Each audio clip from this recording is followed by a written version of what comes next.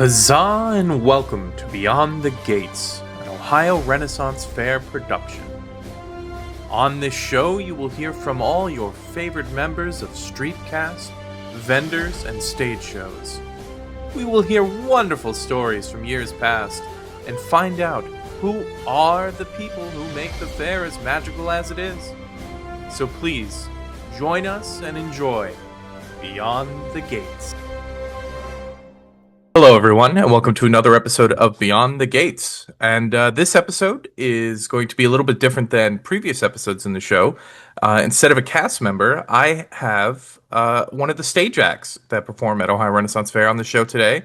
And this week, I am joined by my friends Travis and Susan of PBJ Circus. How are you doing today? Doing great. It's been a good day. Good, good. So for everyone out there who may not know, what is PB&J Circus? So our tagline is that we are that funny, fire-eating, sword-swallowing Yay Susan show. And most people remember the Yay Susan part. It's because it's the best part. What is the Yay Susan part? So essentially, I do 90% of the stunts and the work on the stage. And then Susan. I just say yay, Susan, and make people cheer for me.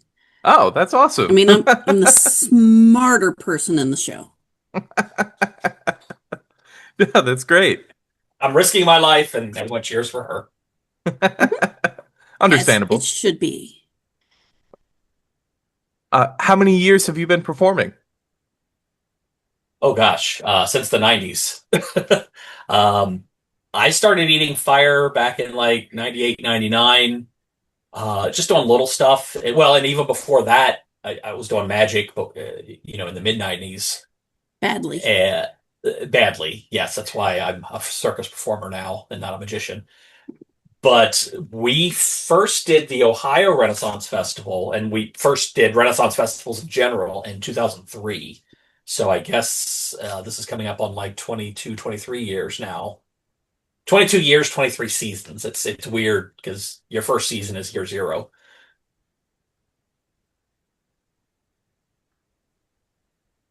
Why did you want to get into performing? That's a good question. I've always kind of been a spectacle, I guess. So like Susan said earlier, I was a really bad magician. I would go and I would do private parties for like an 8-year-old's birthday party, and there would be 8-year-olds at these parties that were like, "I know how you did that trick. You're doing this and you're doing this," and they'd be right. I was a horrible magician. So I went to the guy that was teaching me magic. It was a guy who owned a magic shop in the Carew Tower in Cincinnati, Ohio. And he was like, "I don't know, man, you're not getting any better." After like 2 or 3 years, he was like, "Why don't you learn to eat fire or something?" So I did. How long did that process take? Not too long. I, so, I had someone kind of guiding me a little bit. After a couple weeks, I was able to do the real basic stuff. And then it can take years to master some of the more complicated stuff. The thing called Dragon's Breath, which is like a vapor trick, the fire breathing, getting it just right so that you're not just spewing globs of oil everywhere and you're not burning your face up. Or you could just be sitting in the audience and your husband says, "Watch me light my wife's tongue on fire." And that's how you learn. Along with the fire eating, you said you do sword eating? Yeah, so the sword swallowing took me a lot longer. And of the two of us, I'm the only one who does that. That took me almost 2 years to learn, and that was a lot of throwing up, a lot of gagging, a lot of Susan telling me I had to go, practice in the basement bathroom so that she couldn't hear me. It was terrible. But yeah, you throw up a lot. I mean, you see these sword swallowers and you think, "Oh wow, that's how did you realize you could do that?" Well, you don't wake up and realize you could do that. It's like asking someone who drives a truck, like, oh, how did you wake up one day and know that you could drive a truck? No, you learn. So it was a lot of practice. There are, and I tell this story a lot. Not only am I gaining kind of a mastery over my gag reflex, I don't get rid of my gag reflex. I kind of learn to control it and ignore it. But besides that, you have three sphincters in your between your throat and your stomach. And when you swallow normally, those open up and then close one at a time to pass through whatever you're swallowing. Well, with a sword, obviously, it's one solid piece, uh, and all three of them have to be open at once. That first time you hit that second sphincter and it doesn't want to open, man, that's rough, and it takes a while to kind of coax it to be open. So you're self-taught on. Well, on sword swallowing, so in 2003, I had a different partner, and he was a sword swallower, and I wasn't yet.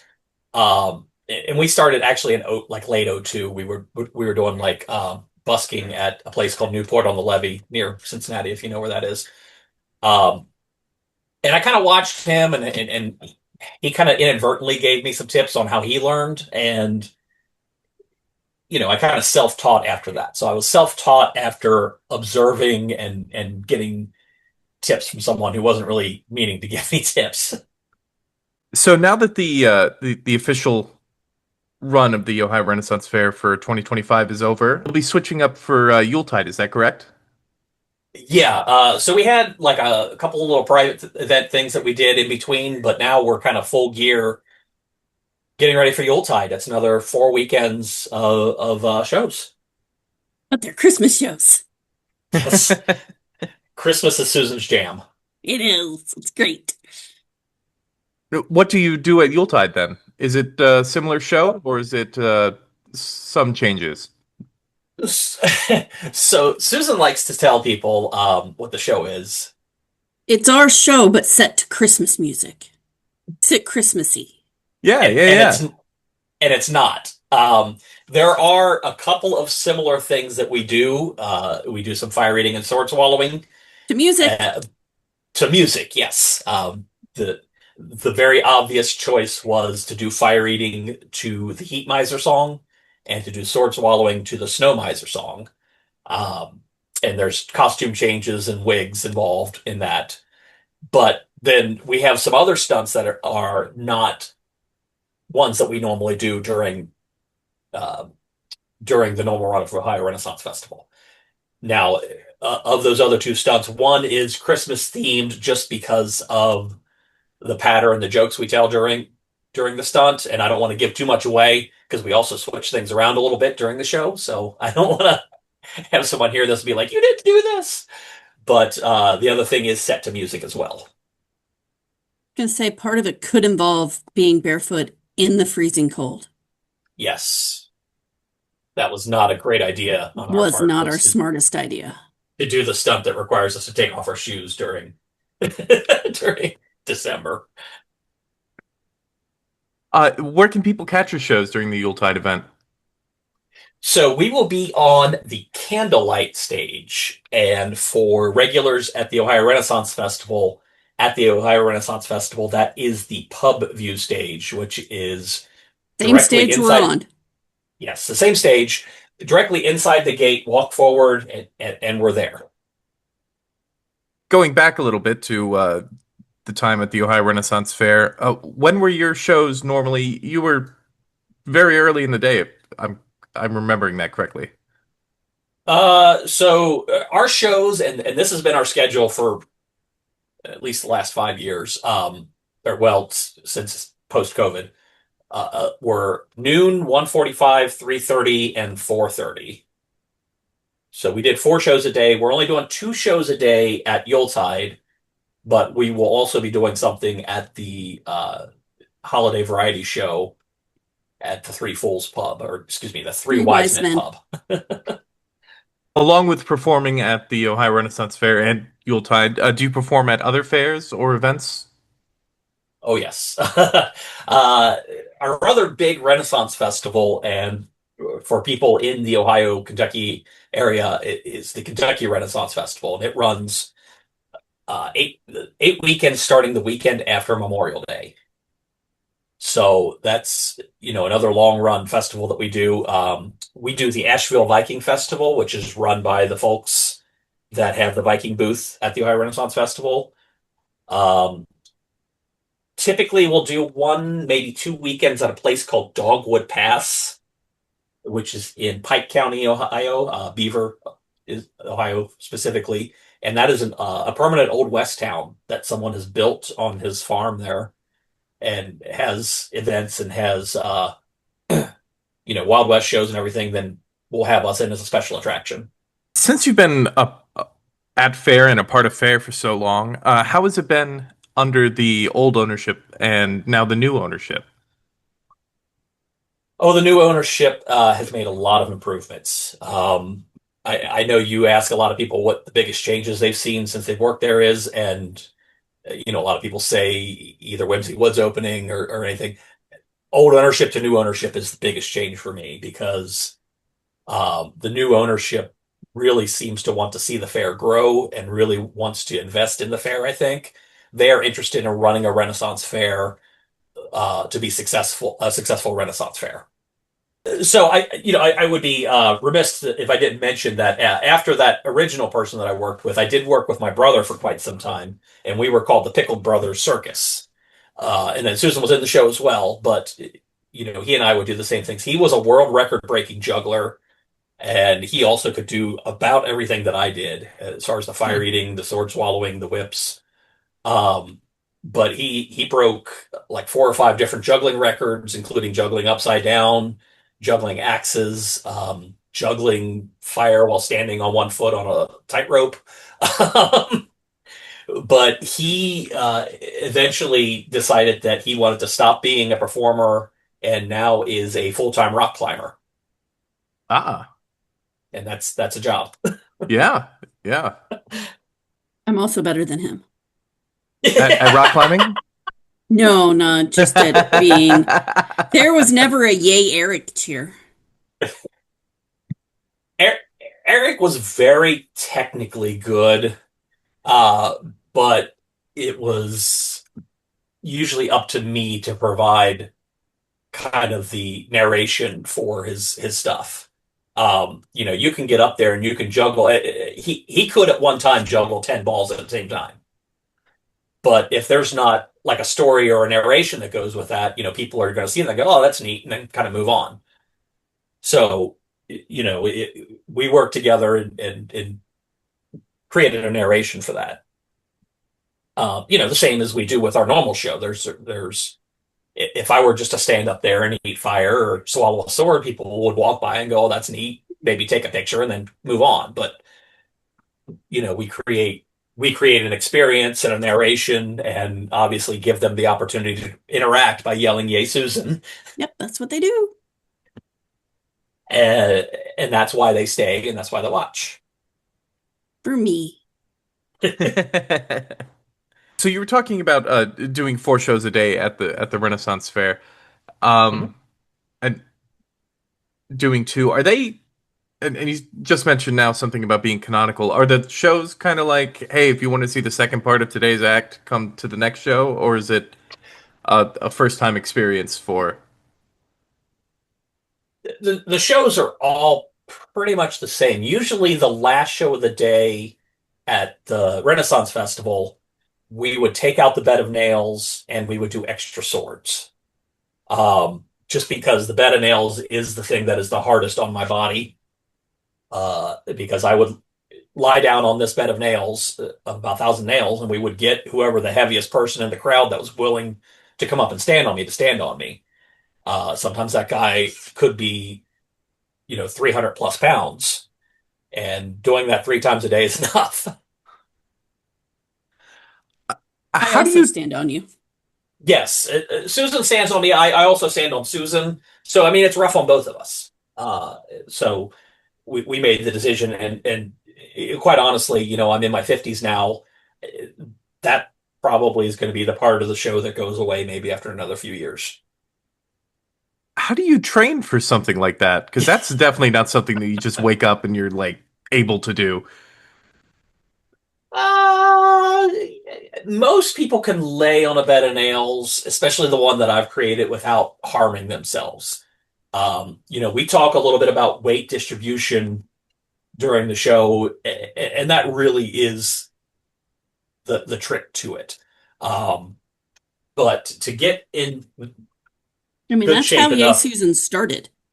it was, and I'll come back to that because that's an interesting story. But imagine lying on the ground and then having a 300-pound person stand on you. Um, that's going to be painful. Hmm. So there is some conditioning and whatnot. And I'm close to 200 pounds and I'm standing on Susan.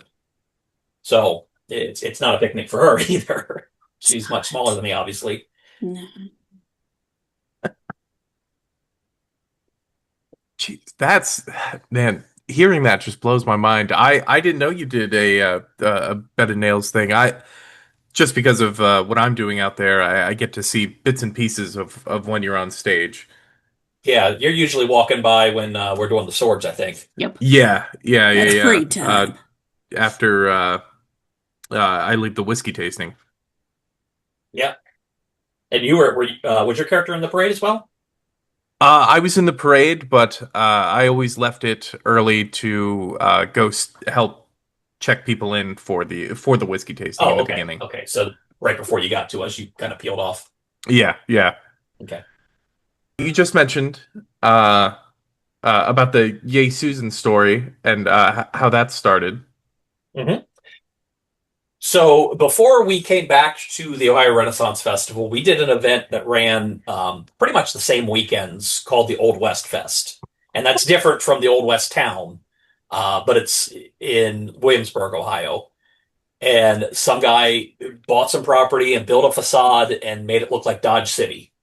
And after we did it for a couple of years, came to us and said, I kind of want all the acts to change up what they do. So can you rewrite your show?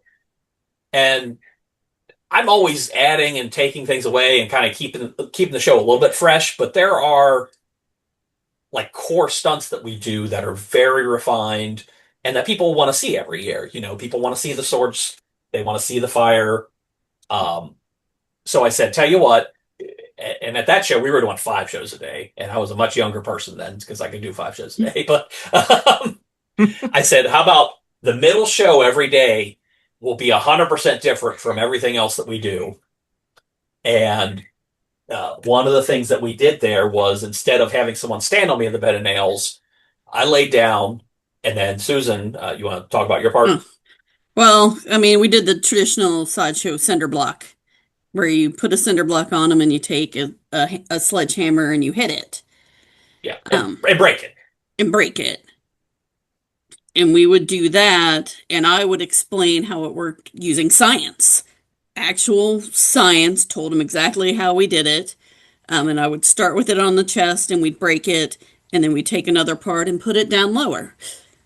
Well, right. And Right. the reason that she did that was, she was explaining the science, Right. and I would make snarky remarks about, oh, girls can't do science, Right. and this is as a character, as a male character from the 1800s, not me. I'm not saying. I will agree with Travis doesn't think that, but there would always be a young little boy in the audience who would agree with them every time. And one time I kind of got tired of it, and I was like, girls can do science. And I would explain it again, and then just at the end I said, yay, Susan. And it went nuts from there. And then she would bust the other half of the cinder block with the sledgehammer while Right. it was sitting on my groin. Right. And I would be yay, Susan again. It kind of stemmed from a yay science thing. And I was tired of certain audience members thinking girls couldn't do science. Right. And it really resounded with, especially little girls and women in the crowd would start yelling it back. Yeah. And then after doing it for a season there, we kind of incorporated it into our normal show, the Yay Susan part. And then we bought stickers, Mhm. like little Yay Susan stickers. We're like, we'll get like 50 of these and see what happens. and we sold out the first weekend. Yes. So I was like, So I we're like, guess that this stands. stays. And now we have stickers, we have buttons. Sometimes the Yay Susan gets incorporated into we do. I don't know if you've ever noticed, we do a like a weekly themed button where it's something to do with our show, but also kind of related to the whatever the The theme theme. weekend is for the Renaissance Festival. Yeah, I was going to ask And about that. Yeah. yeah, Yay Susan made it into a lot of those themed bins uh, because people really like that. do you create those pins yourself, or are those contracted out? No, so I will say I'm not drawing them. I'm using a clip art service where, I subscribe and I pay, and artists get a commission if I take and use one of their images. But I will take the images and I will edit them a little bit to incorporate either our logo or, like I said, where it says "Yay Susan" or something, and then I create those on, my laser machine, my laser engraver. Yeah. Oh, We sit awesome. together and come up with one for each theme. Yeah, Sorry, the heroes one was great this year. So good. Which yeah. one was So that again? for the last weekend, Heroes and Young Adventurers, we This was had my idea. My idea. um, so the Cincinnati Museum Center, it was the model for the Hall of Justice in the old Super Friends cartoon, Which was my favorite. is going to be before a lot of people's time, but it is in the new Superman movie too. Uh, and But I am then, an old comic book girl. yeah. So we put Meanwhile at the PB&J Circus show, and that was a callback to the Super Friends show where it would switch back and forth between what the villains were doing and what the heroes were doing. And it would be like, Meanwhile at the Hall of Justice. And that's what we were kind of riffing That's on. awesome. No, that's Yeah. great. That's great. I always because I follow you on Facebook. It's always fun to see the teaser picture, and then I always like to guess and figure out what it is, and then actually Yeah. see what it is.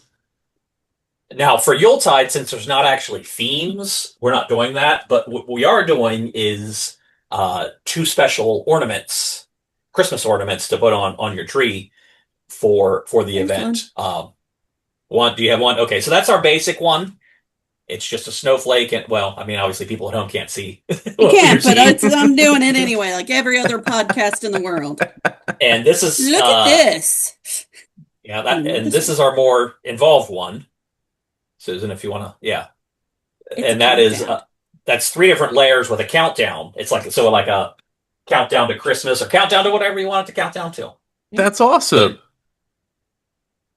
So that will be available at Yuletide. Yes.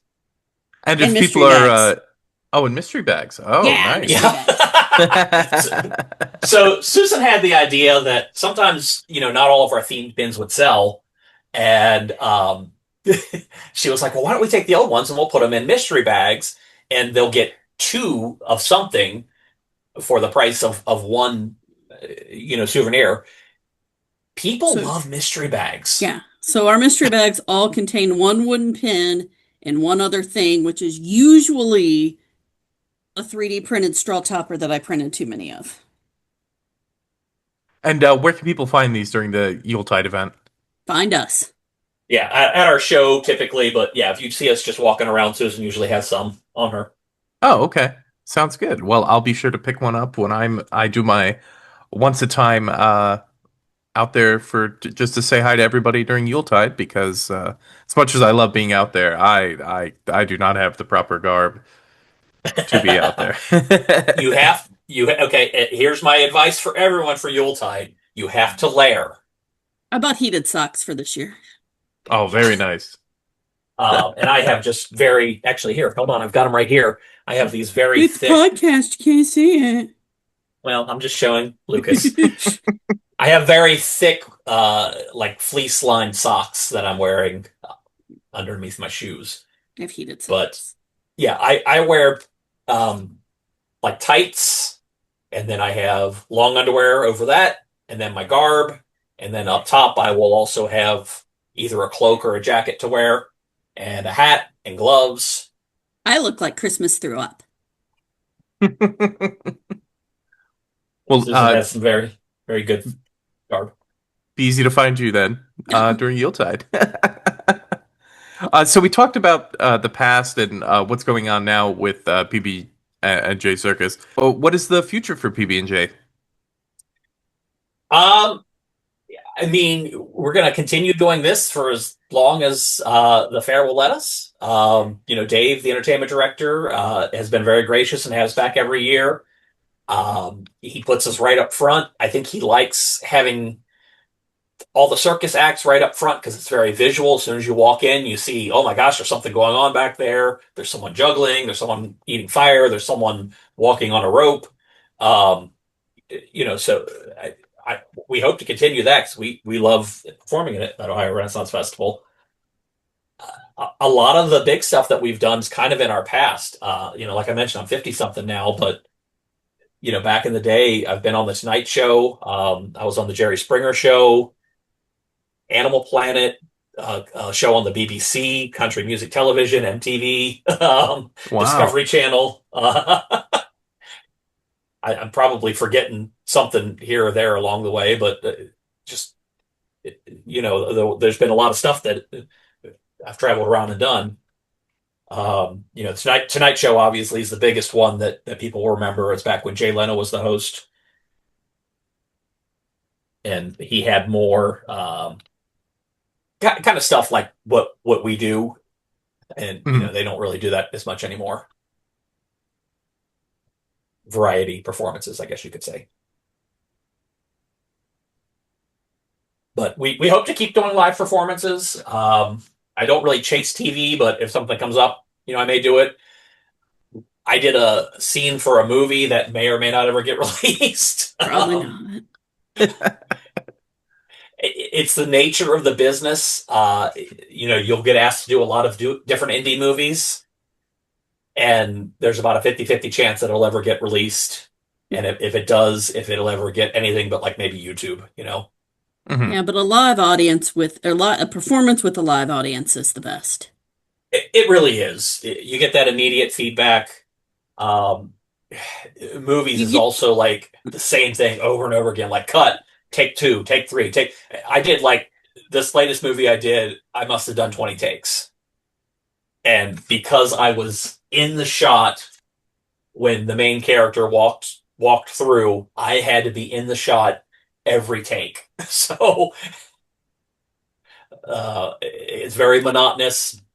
Whereas with a live audience, you get instant feedback. If you're doing great, if you're doing poorly. We have to remember, and we have to.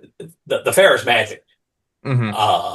and we're out there making this magic, and it can get mundane to us, but you never want to forget that there are people that are coming for the first time. There are people who are coming for their only time, maybe, and you want them to believe that it's magic. One story I like to tell was last year when the storms hit and we had to close for a day.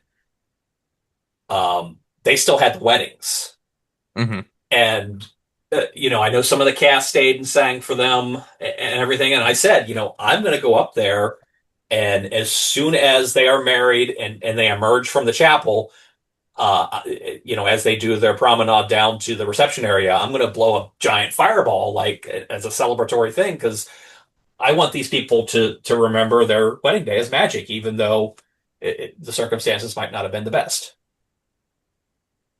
And that was something that we weren't getting paid that day, but I was like, I still want these people to have a good experience. Hmm. Yeah, it wasn't their fault the weather did that. It Right. doesn't matter. You don't punish people for something that isn't in their control. You do the best Yeah. show for one audience member or for 20 audience members because that one person came. Right. Yeah. Yeah. You never look out at a crowd of like two or three people and get discouraged because you're there for those two or three people. It might be 100 people, but it might be two. The only thing that I change if it's 100 people versus two people is it's going to be a little more personalized for those two or three people, but it's still going to be the same energy. Hmm. No, I get that. That's very well said. Very well said. Where on social media can people stay up to date with your shows and different events and stuff like that? The biggest place is probably Facebook, and you can look for PB&J Circus. I try to post at least 2 or 3 times a week there. We do have an Instagram under PB&J Circus. It doesn't get updated as much. That's because When I we're can, old and we're Facebook people. We're Facebook age. when I can remember, I will cross post to there. I have a personal TikTok that sometimes show stuff gets on. That's where Squeegee Talk, which is very Hmm. popular, originated. And Squeegee Talk is just where I filmed Susan or someone squeegeeing water or leaves or something off of the stage 'Cause I'm good at before that we too. perform. You did Yeah, it for many years as a job. in a previous life, Susan would squeegee dog cages. Oh, that's sounds fun. It's the word I'd use. Fun.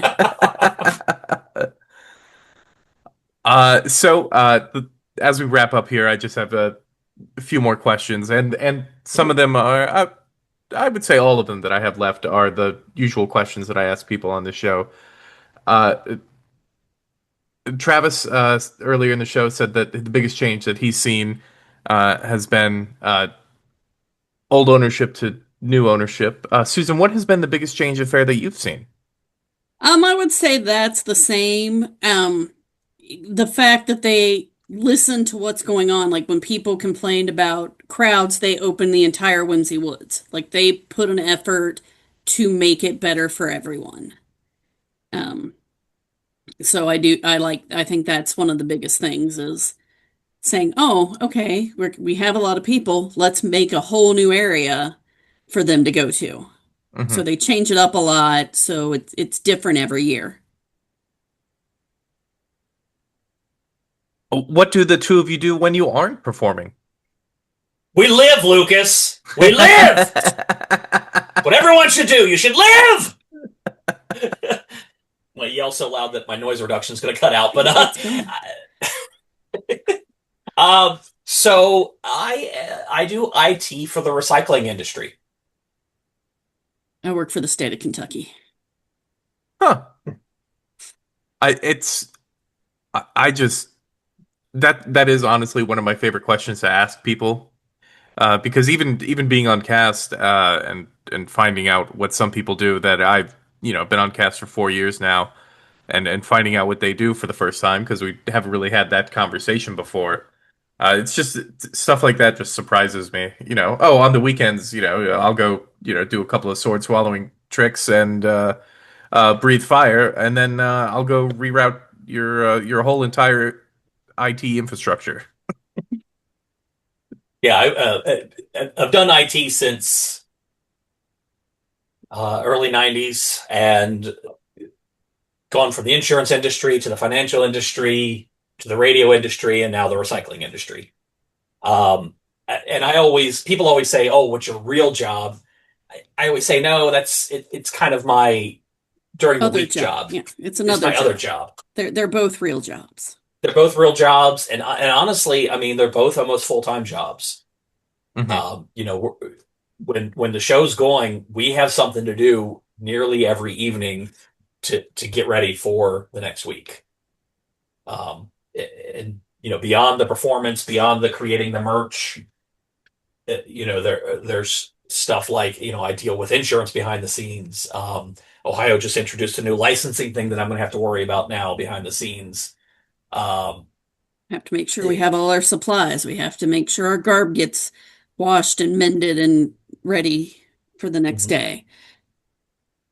Yeah, and then we what little time we have left, sometimes we'll practice.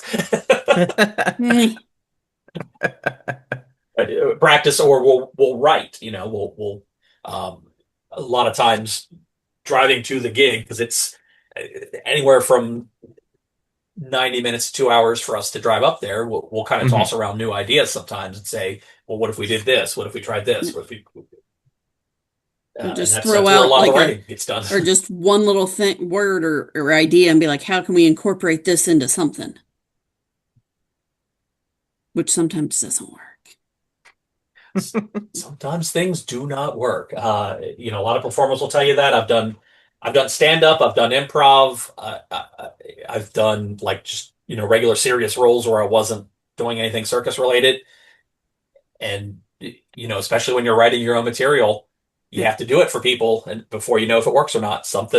A lot of things are real funny to me that no one else finds funny at all. that's true. Or I'll want to incorporate something that's kind of current or fun, and we just can never think of a way to get it into the show that works. And as always, to wrap up the show, what keeps you coming back to fair year after year, other than being a performance? Because I feel like with the two of you, you wouldn't do this if you unless you absolutely loved it. Yeah, I mean, we do love it, but it is also a job. You have to remember Hmm. that. It's almost the same thing as asking someone what keeps you coming back to your job every day. It's how Have we to make a living. fund, I have to fund my Disney trip somehow. Uh, but I do enjoy, like I said, I do enjoy making things magic for people. Yeah. It's- to I love. inspire little girls to want to do something like this is a big deal for me. No, that's great. To Yeah, show them that they can do this. that's awesome. That's awesome. Well, that brings us to an end of another episode of Beyond the Gates. Thank you so much, Travis and Susan, for coming on the show. And thank you so much to everyone out there who's listening. Unfortunately, this is the second to last episode of season two. Next week will be a very, very special episode. I don't want to give too much away, but we have a very, very special guest coming on, and it should be a fantastic way to wrap up the season. And I'm looking forward to it and very excited. But thank you so much to all the listeners out there. And as always, you can catch us on YouTube, Spotify, and Apple Podcasts. And as always, huzzah! Huzzah! Very excited to be the penultimate episode.